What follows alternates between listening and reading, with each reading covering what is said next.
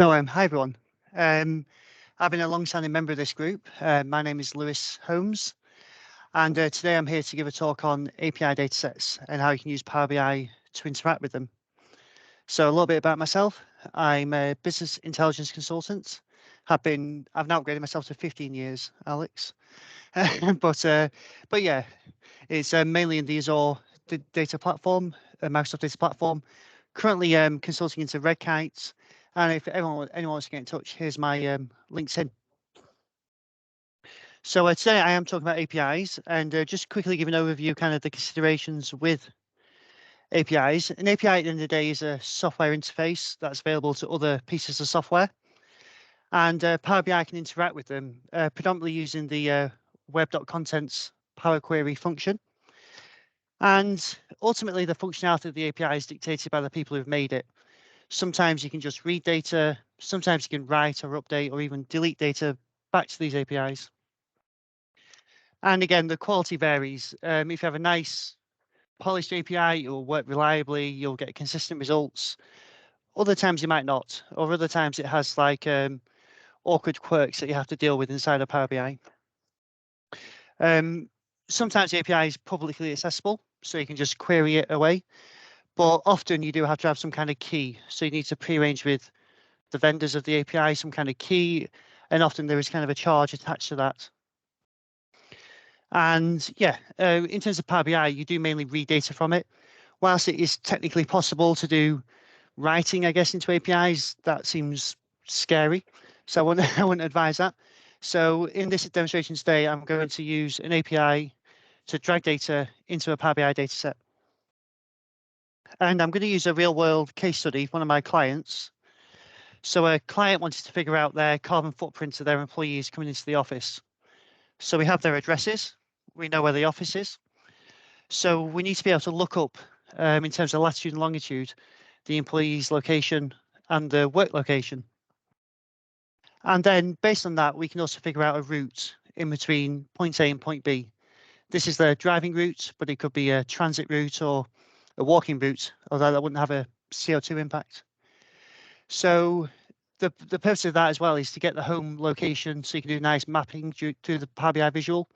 It's always much easier if you can put a latitude and longitude into that visual. The results are much more consistent.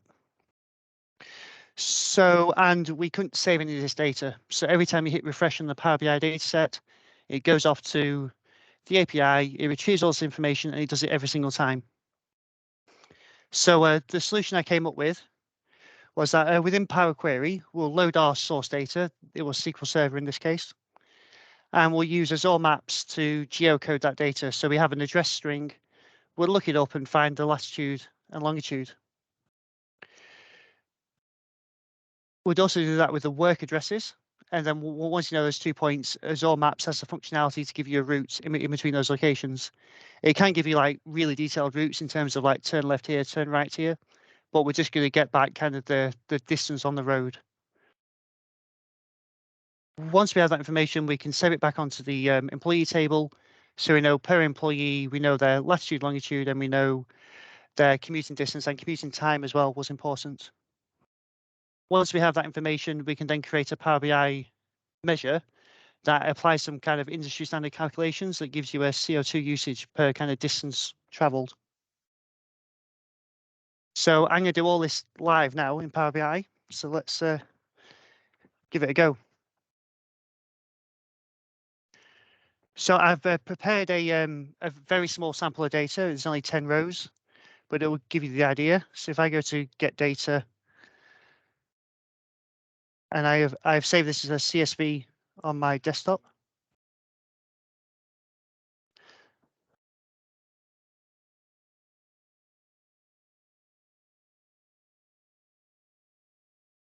So this cable is a little bit dodgy.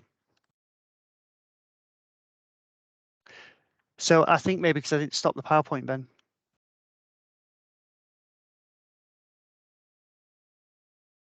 Yeah, that's working now. Okay, so I have my employees. And in the real world, you'll probably have to do some transformation to get the data into this structure, but it's not really the point of today. So I've got when it loads, I've got 10 rows of data with a home address and a work address.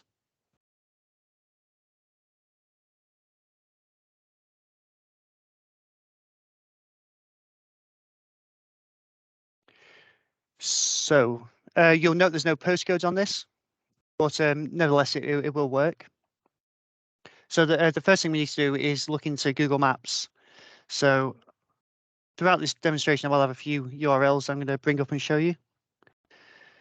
So this is to my Azure portal. So Azure Maps is something you need to provision within Azure. If you do less than 5,000 queries, it's free. But if you go over that, you pay something like £3.50 per thousand. So in my Azure account, I've got a resource group, and just in the resource group, I've got provisioned Azure Maps. And this doesn't really matter so much. What you want to know is within the authentication section, you've got a key. And it's this key you'll be making all the requests with. So you'll be issuing requests to the internet, and you'll be providing this key. Okay, so we need to be able to take this address and come up with a latitude and a longitude. Sorry, Ben. There we go. And to do that, we just need to refer to the Azure documentation because it's a better API. There is a lot of documentation attached to it, so you can pull up the URL, and it tells you how to use it. Basically, it says this is the web endpoint. So if you query this endpoint, and you can use all these different parameters, but if you query this endpoint, you'll get a result back. So a piece of software I always use to help with interacting with APIs is something called Postman. There is a free license available, but it allows you to prototype these requests up. At the end of the day, doing it in Power Query doesn't, if it errors, it doesn't really tell you what's going on. It can be really hard to understand what's happening. So we're just going to prototype a query up right now. So the documentation is saying use this. So we'll copy that. And we'll go into Postman and just paste it in. Because it's Postman, it's realized that in the URL, you've got all these different parameters. So you've got address line, country region, got location, admin district. And if you wanted to, you could provide all of these parameters. Now, because my requirements were to do this worldwide, it was quite hard to get a conformed view on what is always an admin district, what is always a locality. So we ended up constructing the data like this, where we just concatenated all the different bits together into one string. And then the API does allow you to just do a general query somewhere. So instead of providing individually all those different fields, you can just give it one query, one string. So now we're back in Postman. We can say, okay, we're not going to give you, we're going to give that. We're not going to give it all these things. So we just turn them off. And you can see the URL at the top is changing because we're not going to provide all this. Okay, and this top one is quite important because it limits the amount of results. When you ask Bing Maps a question, it could come back with 10 different results. So we're just interested in the top one. And if you put something really simple in, like Manchester, you can see, so our URL is this now. We're going to go to the Azure Maps URL. We're geocoding, and we just have 3 parameters. And what we're searching for is Manchester. So if I send that off, it will fail. And when you first start working with this, you'll see this a lot. But you've got 401 unauthorized, and that's because I've not provided the key. So you can jump back into the guidance.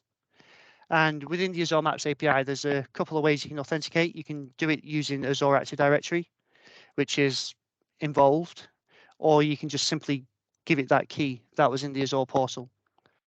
So we can add that key as an extra parameter at the bottom here. And I'll go off and get the key, which is here. Paste that in there, and then we can send that off to the API. So great, the API has come back with the JSON document, and it's managed to geocode that as Manchester, and it's got all these different attributes. It's an ambiguous match, and we've got a latitude and longitude. And the good thing about using the query parameter is you can be as vague or as exact as you want. So you can start doing 1 Hardman square, where we are today, and it's gone off, and it's come back with a greater, and it's realized we're not on a square, we're on a street. So it's used that really good Bing Maps kind of search functionality, and it knows where we are. It's given us the postcode, all this stuff. We're still low confidence, but if I'd given it a bit more information, that would go up a bit. But the bit we're interested in is these latitude and longitude coordinates. We want to get those back onto our Power BI dataset. So now we have a URL we know that works. We're just going to copy that and go back into Power BI. And we're going to get data from the web. And we're just going to paste in the URL as it is, like that. And this should take me into Power Query now. And it's come up saying, OK, we have a document here. It doesn't really know what to do with it. So I can just tell it it's JSON. And now all of a sudden we can navigate through that document. So I just need to know where we're looking, which is where Postman comes in handy again. So I need to be in Features, and then Properties, I think, and then Geocode Points. So now it's just a simple case of navigating through the document. Properties, Geocode Points. I think I need to be in this bit down here in Geometry. So I'll just go back.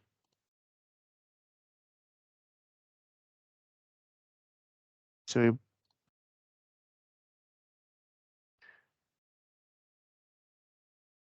into Geometry, Coordinates, and now we have our latitude and longitude. At this point, I'm going to want to convert it into a table. The ultimate aim here is to make a Power Query function where we can pass different queries into. So we don't really want 2 rows, we want 2 columns. So I'm going to, I've converted it into a table. I thought I did.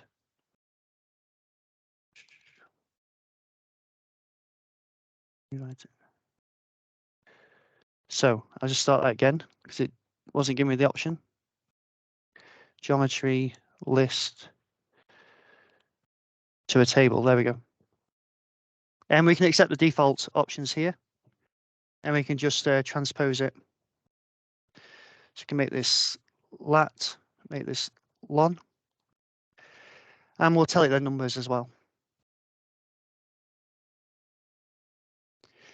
Okay, so that's fine and that works, but we need to make this a bit more dynamic now. So the first thing we're going to want to do is move this API key out of here. So we're going to create a parameter for that. So I'm going to call it Azure Maps API key. And the value is that one. And the good thing about using the parameter is when you publish it on the service, if you ever have to use a different Azure Maps account, you can just change it on the service and everything will carry on working. So then back in this one, we can go back to our source, and where we've hard-coded this, we can just get rid of that and say append on the Azure Maps API key. And nothing's changed. It's all working fine. It's still working. If I just jump into the advanced editor now, all this bit of code here is the navigation within the JSON document. So that will remain because we know the API is going to give us consistent results. But we do have a problem. If you were to publish this to the Power BI service, it will not refresh this because you can't have a dynamic URL in web.contents. It needs to be a static URL. So the way around it is to create a few more parameters and pass those in a different way. So the first thing we need to do is you can't have any path within the URL. So at the moment we're going to Microsoft.com, but then we're going to a specific point in Microsoft.com. So we just need to tell it the relative path is geocode, sorry. And I'm using V here just to make it less ambiguous when I use them later. And then all of these parameters here need to come out. So the way you achieve that is by using a Power Query object. So I'm going to call it a variable query, and you use the kind of the square bracket syntax here. And in a moment, it'll become clear. Because I'm going to tell it that we've got 4 parameters. We've got API version, which is equal to this part here. So you will have to do this with all the parameters in the URL. We are interested in top 1. We've got a query as well.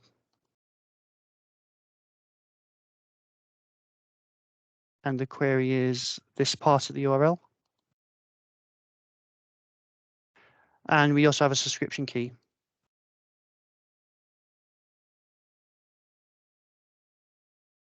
And I'm going to put that as the parameter.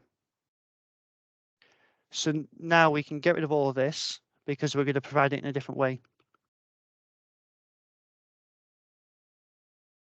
So just to show you how that appears, and I've got a comma in the wrong place somewhere. So I'm actually comma. There we go. Apparently not.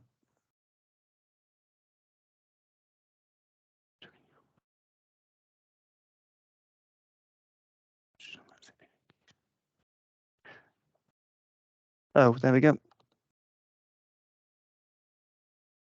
So now the variables we created, the relative path, we know that's just geocode. And the query has all these different parameters we're going to pass to the API. So if I just bring up the documentation for web.contents, it is a lot more powerful than you would imagine. And I was trying to touch that wire. So you have the URL as a text, but then you've got a load of optional things you can also pass into it. So the query is all these bits of the URL after the question mark. It's all these different parameters. API key we're not using. You can change the headers if you want. You can change the timeouts, and you can the relative path is something we'll use, and we'll use content later. So back in Power Query,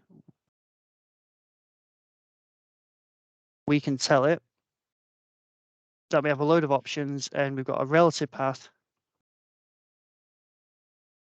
which is in my variable.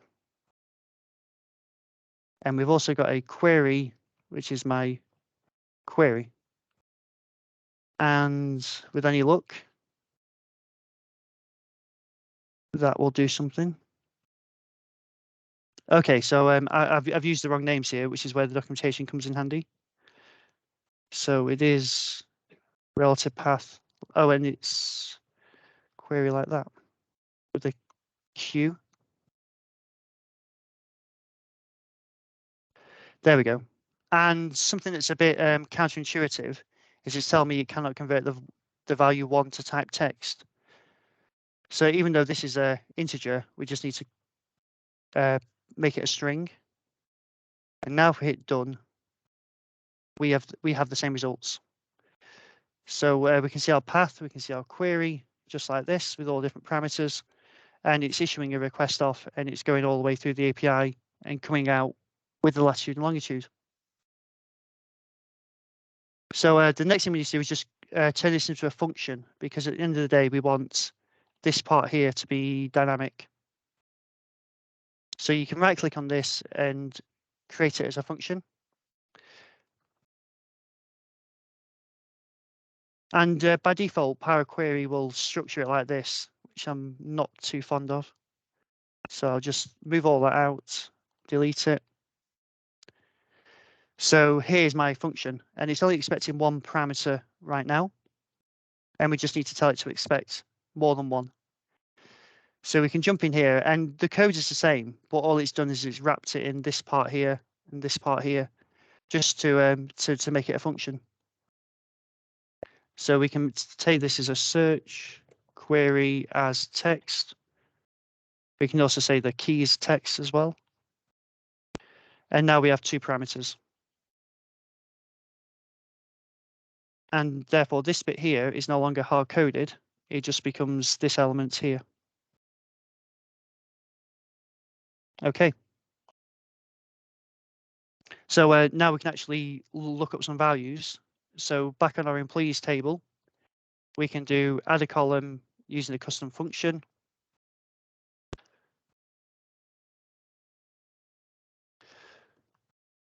And it's that one, and it's asking for the parameters. So we're going to pass in the home column as the query. For some reason, you can't specify a parameter here. Don't know why. So I'm just going to change it here because now it's not working.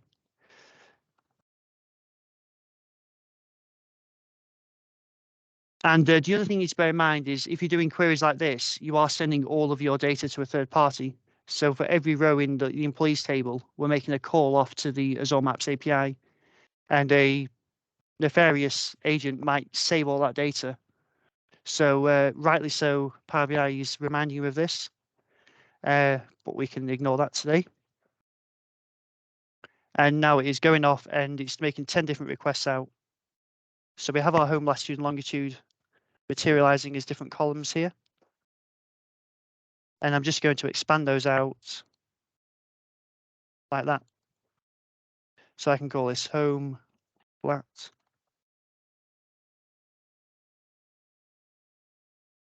And we're just going to do the exactly same thing with the work address. We're going to invoke the function.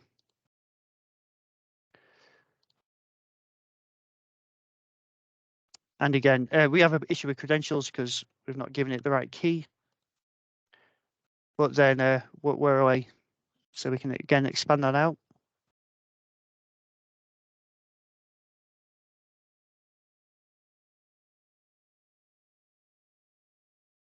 So there we go. And we'll just make those numbers as well. So that's the first part of the problem solved. You could save that back in the dataset now when you could do mapping analysis on these home locations and these work locations. But we want to figure out the distance between those 2 points. So fortunately, the Azure Maps API does give us a way to do that. So I'm just going to load up the documentation for that.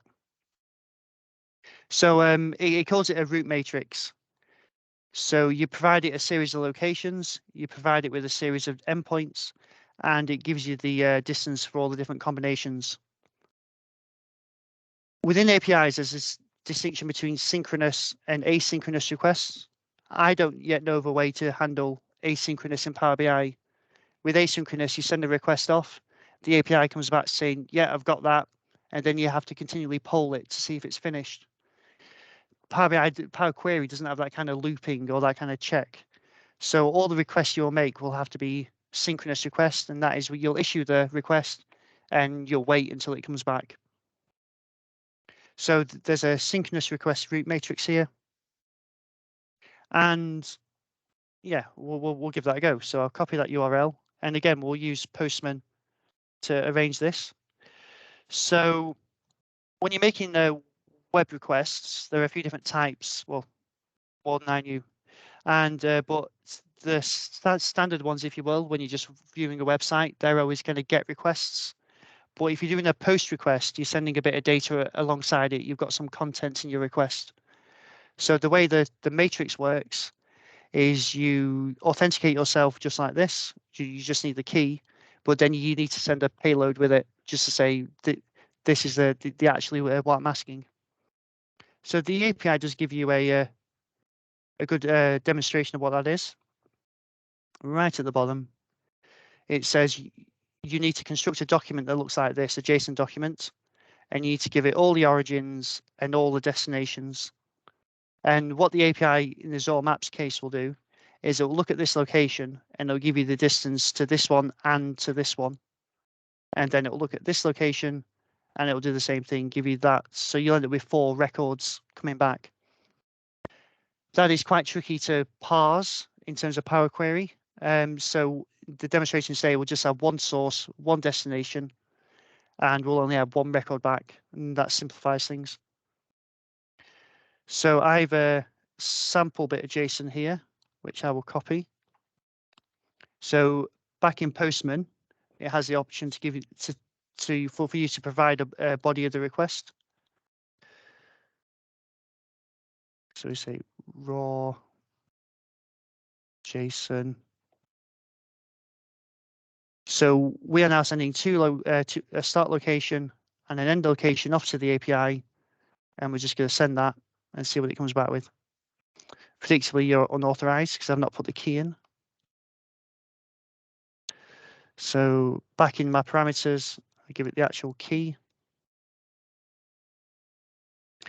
And now we get something more interesting. We have our matrix. There's only one record in the matrix because we only have one combination of start and end points, but it's telling us the length and the travel time between those 2 points. So it's this kind of request that we need to duplicate inside a Power Query. So I'm just, again, what I think I'll do is I'll jump back here and I'm going to take a copy of this function. So I'll just duplicate it. But I am going to edit it quite significantly. So all of this navigation is no longer valid because it will be a different document with a different structure. And I'm going to remove the bit that makes it a function just for the time being. That lets me. Okay, so we need to look at our URL. So we can grab that temporarily and just put it here. Copy, paste. So the relative path part has changed. It's now everything up to the question mark, which is that. And our parameters have changed as well. It's no longer, it was different parts of the API, so it's 1.0. And the subscription key is still there. So we'll do it like that. So that's covered off the parameters. When you make a request to an API, that is a post request, you need to tell it what kind of content you're sending along with it. So Postman does a good job of automatically doing that for you. And Power Query will do that as well. But the only thing you need to bear in mind is you need to tell it that you're sending JSON as part of the request, and you do that in the headers. So I'm just going to make a header that tells it to expect JSON. So we do that in the exact same way we did here.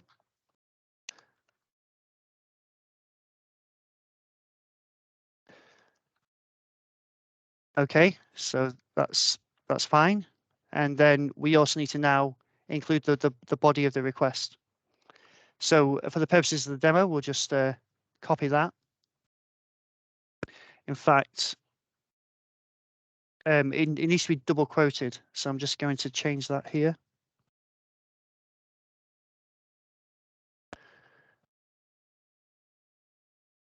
So now we've got our the content. And you can literally just paste it in like that. You can construct JSON in a similar way as how this works, but where it's nested in multiple levels, it can get confusing. So often it's easier just to construct it as one big string. Okay, and now we just need to tell web.contents that we're also sending a header with it. And we also need to tell it it's got some content. And we don't need that comma now. I need that. So this is the shell of the request. Okay, so header isn't a valid web.contents option. So what is it expecting? That's the wrong documentation. So go here.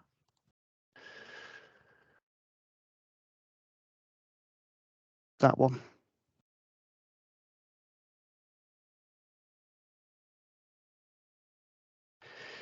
So, oh, it's headers, plural. So we'll go in and change that. So it's expecting headers. And the other thing you have to bear in mind is often APIs, while you try and send a string, it will expect it in a binary form. So although we've constructed a string here, we just need to convert that to binary. And there is a Power Query function to do that. It's just text.toBinary.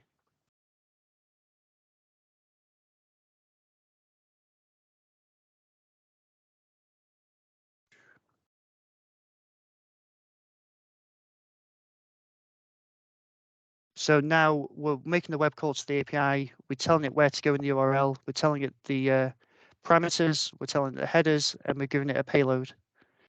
So let's see if we get any further. Excellent.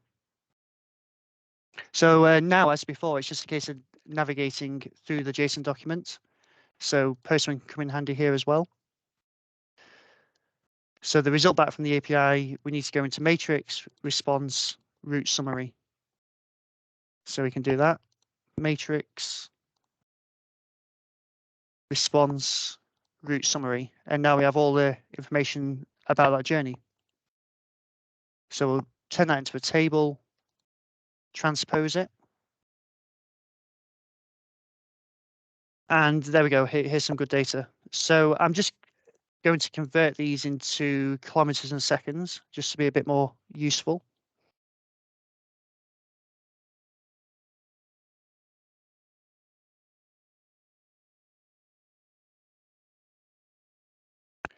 So we can take our length in meters, divide it by 1,000.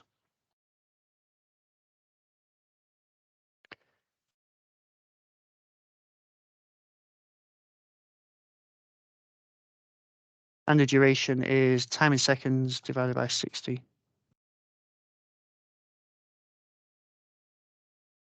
So now we can get rid of all these other columns. Make it so these are numbers. And that is the making of our request. So what remains is to make that dynamic again, so we can turn it into a function. And we're going to want to make these parts dynamic. So I'm just going to use this to turn it into a function to start with.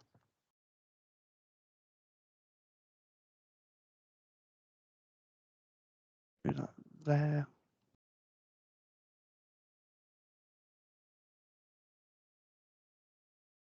Okay, so it's already spotted that we're going to have the API key as a parameter, but we're going to have 4 more. So we're going to have start, lat.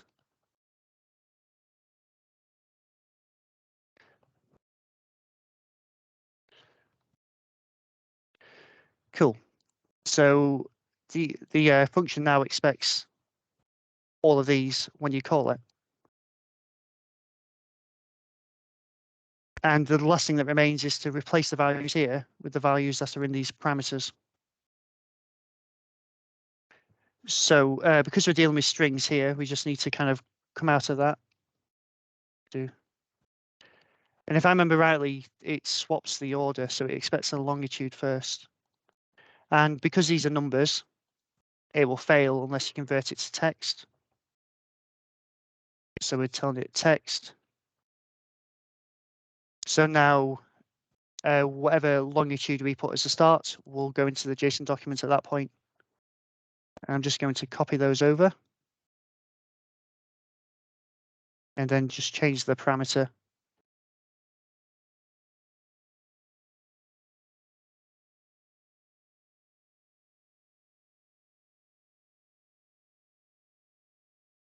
Okay. So far, so good. So now moment of truth, we go back here and we're going to, again, invoke the function. We're going to call it travel details. And okay, so it's already figured out that's the column, but the wrong column.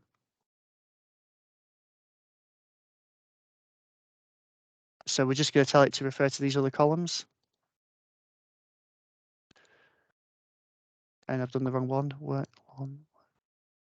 And again, in the API key, you can't select the parameter, so I'll just change that manually.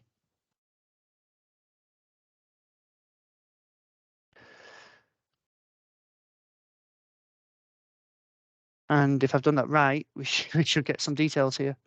Errors. Okay, so I think I've got confused around the order of latitude and longitude here. So I'll just swap these back the other way.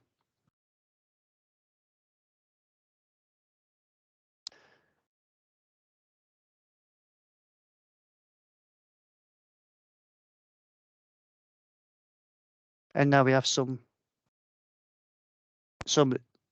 nice information here. So we know the distance and the minutes for each of these journeys.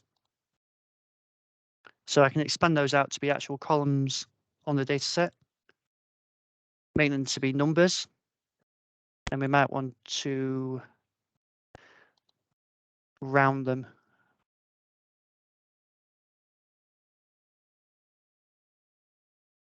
just to 2 decimal places. Okay, so that's looking good now. So all the Power Query work is finished. So I can save that back into my data set, and it's now refreshing. So all of that will issue 30 commands to the API for each of the home locations, each of the office locations, and for each of the routes. But now if we look at our table, all those are columns that are persisted on the data set. So the last thing to do is to figure out the actual CO2 usage. So I'm just going to bring on the home, the work address, make that a table. And we know the distance and we know the duration, and we just need to create a measure. So when doing this with my client, there was some debate about how we actually calculate the CO2 usage. And there are obviously many different schools of thought about this. The one I'm using today is the European Environment Agency that tells me for new cars, it's 124 grams per kilometre. So I'm just going to make a quick measure up that calculates that. So we're going to do a new measure here.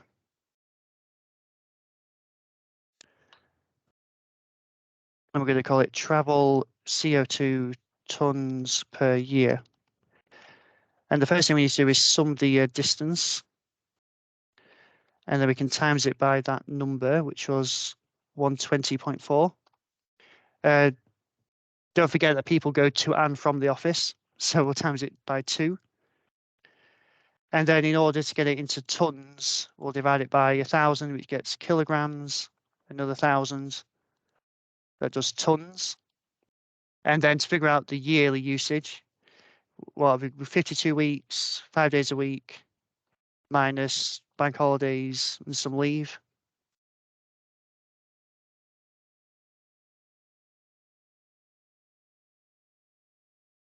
And now we have our measure. We can bring that in. I can hide all of this. So if I just squash that down a bit. So we can see that these people here that are traveling from Burnley to Ormskirk, they're using 3.65 tons of CO2 per year. And in total, the company for these 10 employees, it's 28.02. And obviously now you can do a lot more analysis. You could do what if analysis. What if they worked at home 1, 2, 3 days a week? And that is the technical part of the demonstration. I'm just going to jump back onto here just for a few comments about this. That one. So the first thing to bear in mind is you're querying an API. So your Power BI refresh will be as slow as the API is. In my example, I had 20,000 employees. So issuing 20,000 requests off to get the home location. To do the routing, we were able to group it by office location. But when you group it by office, you create a really big matrix that you group together. So, and the ordering of that isn't guaranteed in the group by function in Power Query. So you need to figure out what order it's been grouped into. And then when you get the response back, ungroup that in the same order. That wasn't trivial.